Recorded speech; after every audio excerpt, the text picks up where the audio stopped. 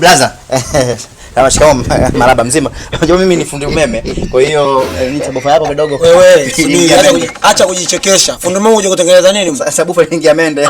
Uma kuna sabufa wala TV. Huyo ni mke wangu na hiki chumba changu. Sijui unanielewa? Sasa hapo kuna mambo haya mawili. Abaki mke wangu atoke au utoe shilingi 50. Hapo subiri, hauwezi kutoka bila 50. Acha 50 ndio uondoke. Sasa mume 50 vipi jamani? Si tulipanga 100,000 wewe 50 na mimi 50. Haya mbona umesema 50?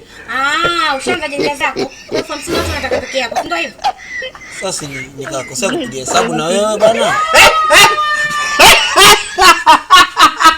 Umeumbuka. Udo ba kayo?